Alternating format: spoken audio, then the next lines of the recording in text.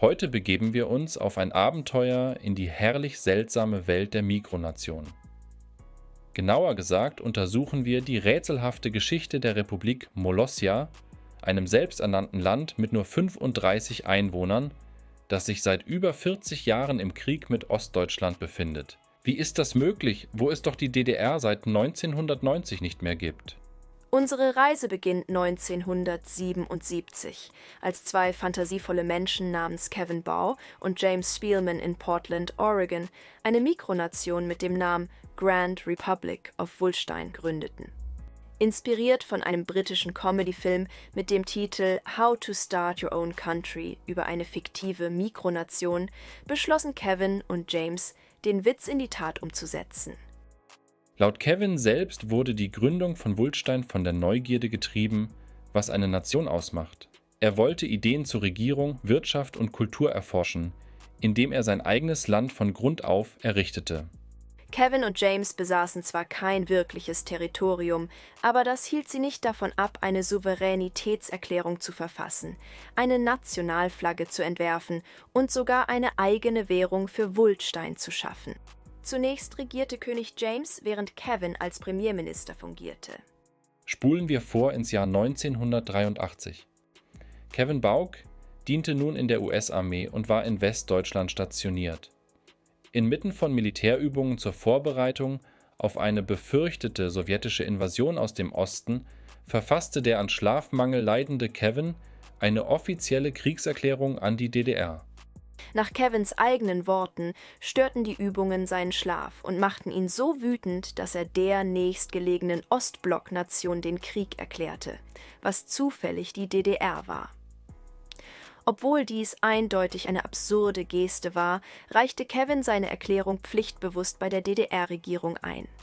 Es überrascht nicht, dass die DDR diese sonderbare Kriegserklärung von Kevin ignorierte, und er vergaß sie bald wieder. Schließlich trennte sich Kevin von seinem Mitbegründer King James, aber Kevin konnte den Mikronationen-Virus nicht abschütteln. Als er in den späten 1980er Jahren nach Nevada zog, gründete er eine neue Mikronation auf einem Grundstück in der Wüste, welches ihm gehörte. Er ließ sich von dem hawaiianischen Wort Molossia inspirieren, was so viel wie Harmonie bedeutet, und benannte seine Nation in Republik Molossia um. Er entwarf eine neue Flagge mit den Farben Blau, Weiß und Grün, die den Wüstenhimmel, die Landschaft und die Reinheit symbolisieren sollten. Molossia war immer noch winzig mit einer Bevölkerung von nur 32 Bürgern. Aber Kevin fungierte als selbsternannter Präsident und setzte alles daran, es wie ein echtes souveränes Land erscheinen zu lassen. Er schuf sogar eine Währung namens Valora, wobei eine Valora etwa 80 US-Cents entsprach. Es gab eine molossische Nationalbank und alles. Präsident Kevin kleidete sich als Diktator und Oberbefehlshaber in voller militärischer Montur. Er behauptete, Molossia sei eine Militärdiktatur, mit ihm als oberster Autorität. Er lehnte sich an die theatralische Natur des Ganzen an. Die Staatseisenbahn war eine Modelleisenbahnanlage. Das Weltraumprogramm bestand aus Modellraketen in seinem Hinterhof und die Valora-Banknoten waren nur Pokerchips mit aufgeklebtem Papier. Hey, jede Mikronation muss irgendwo anfangen. Trotz dieser Albernheiten nahm Kevin seine Rolle als Präsident ernst. Er verbot Plastiktüten, Tabak und sogar frischen Spinat in Molossia aus gesundheitlichen Gründen. Er stellte auch eine Regel auf, dass keine Walrosse innerhalb der Grenzen der Nation erlaubt waren, mit der Begründung, sie wissen, was sie getan haben. Kevin baute auch verschiedene Regierungsgebäude, um Molossia wie ein echtes Land erscheinen zu lassen. Es gab ein Postamt, einen Handelsposten und sogar ein Zollamt, das von Zollamtsleiter Fred geleitet wurde. Fred nahm seine Aufgabe sehr ernst, obwohl er nur selten Touristen sah. An dieser Stelle fragst du dich wahrscheinlich, was das alles mit der DDR zu tun hat. Nun, unsere Geschichte nimmt 2008 eine bizarre Wendung, als Kevin bei der Durchsicht alter Dokumente in den Archiven von Molossia eine schockierende Entdeckung macht. Unter den Papieren befand sich nicht Geringeres als Kevins originale Kriegserklärung gegen die DDR aus dem Jahr 1983. Der Anblick dieser längst vergessenen Erklärung löste bei Kevin ein Aha-Erlebnis aus. Obwohl die DDR 1990 mit der Wiedervereinigung mit Westdeutschland aufgehört hatte zu existieren, erkannte Kevin, dass es ein winziges Stück ostdeutsches Territorium gab, das nie offiziell übergeben wurde. Das bringt uns zur Ernst-Thälmann-Insel, einer unbewohnten, 11 Meilen langen Insel vor der Küste Kubas. 1972 schenkte Kubas Staatschef Fidel Castro die Insel während eines Staatsbesuchs symbolisch der DDR und benannte sie zu Ehren des deutschen kommunistischen Politikers Ernst Thälmann um. Bei der Wiedervereinigung Deutschlands wurde die winzige Ernst-Thälmann-Insel aus dem Einigungsvertrag ausgeklammert und von Kuba nicht ausdrücklich als zurückgegeben erwähnt. Kevin nutzte diese Gesetzeslücke im Jahr 2008, um zu erklären, dass die Ernst-Thälmann-Insel ostdeutsches Land bleibt. Und da die DDR technisch gesehen durch diese eine Insel immer noch existierte, argumentierte er, dass sich Molossia immer noch im Krieg mit der DDR befand.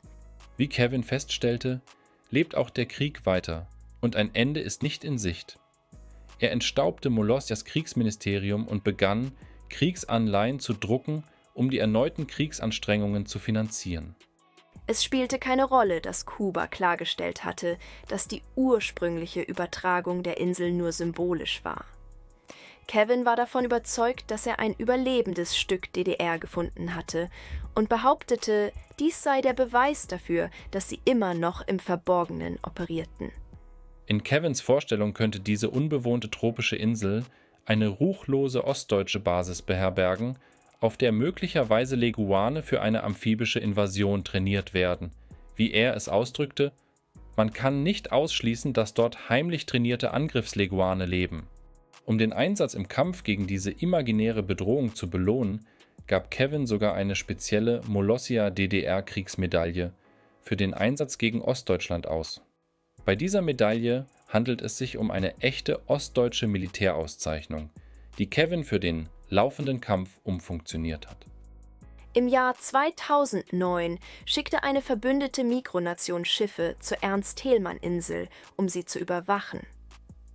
Obwohl sie keinerlei ostdeutsche Aktivitäten feststellten, behaupteten sie, die Sichtung einiger Kommunikationstürme beweise, dass Ostdeutschland noch aktiv sei. Kevin weiß natürlich, dass es die DDR schon lange nicht mehr gibt. Aber er scheint sich an der Absurdität zu erfreuen, einen Krieg gegen eine untergegangene Nation wegen einer winzigen, unbewohnten Insel zu führen. Während die ostdeutsche Bedrohung rein imaginär ist, besteht Kevin darauf, dass der Krieg weitergeht, solange er nicht mit der Ernst-Thälmann-Insel über Frieden verhandeln kann. Und da die Insel unbewohnt ist, sagt er frech, dass Friedensgespräche unmöglich sind. Als eine Gruppe, die behauptete, Ostdeutschland zu vertreten, Molossia besuchte, um für das Jahr 2020 um Frieden zu bitten, lehnte Kevin mit Nachdruck ab, da seiner Meinung nach Ostdeutschland nicht mehr existiert, um eine solche Bitte zu stellen. Dieser nicht enden wollende Krieg mit einem ausgestorbenen Land dauert nun schon seit über 40 Jahren an und wird wahrscheinlich bis in alle Ewigkeit andauern. Wie Kevin sagt, der Krieg lebt weiter, ohne dass ein Ende in Sicht ist. Während der Ostdeutsche Krieg vielleicht nur ein Augenzwinkern ist, steckt Kevin enorme Anstrengungen in den Aufbau von Molossia zu einer Mikronation. Er betreibt eine Website und druckt nationale Personalausweise.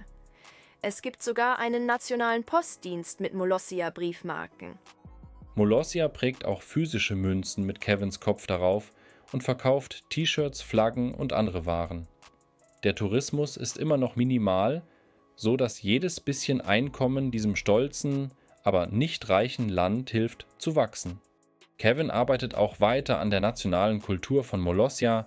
Es gibt nationale Tiere wie den Blaufußtölpel, das Nationalgericht ist die Frikadelle und der Nationalsport ist Broomball, der auf Rollschuhen gespielt wird.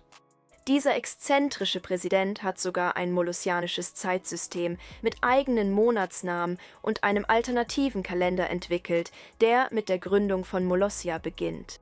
Nach dem molossianischen Kalender schreiben wir derzeit das Jahr 43 NE, After Nationhood Era. Während Molossia als Hobby begann, widmet Kevin sein ganzes Herz dem Aufbau dieses vermeintlichen Landes. Er empfängt diplomatische Gesandte aus anderen Mikronationen in seinem Haus, das gleichzeitig die Hauptstadt ist. Außerdem arbeitet er ständig an einer detaillierten Website für Molossia, die das Land als eine echte, unabhängige Nation darstellt. Aber hinter all seinen fantasievollen Possen bewahrt sich Kevin einen Geist des Humors und der Absurdität. Denn wenn man es genau nimmt, ist Molossia ein Experiment zur Nationenbildung, um herauszufinden, was ein Land wirklich ausmacht. Ist es ein bestimmtes Gebiet und eine bestimmte Bevölkerung? Eine einzigartige Kultur? Souveränes Regieren?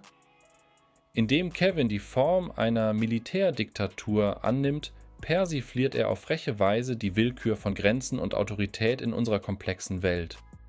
Und indem er hartnäckig einen fiktiven Krieg gegen ein ausgestorbenes Land, um ein unbewohntes Fleckchen Land führt, verdeutlicht Kevin die surrealen Grundlagen, auf denen unsere globale Ordnung aufgebaut ist. Seine Hingabe an die Scharade wird zu einer reizvollen Form des politischen Theaters. Während Politiker und Historiker vielleicht den Kopf schütteln, steht Molossia für die grenzenlose Fantasie einiger weniger Idealisten. Und Kevin Bau würde es nicht anders sehen. Wie er es ausdrückt, wir haben hier viel Spaß. Damit endet die Geschichte der Republik Molossia. Das war eine Folge von Wissen and Chill. Ich bin der Konstantin. Und ich bin die Isabel. Bis zum nächsten Mal.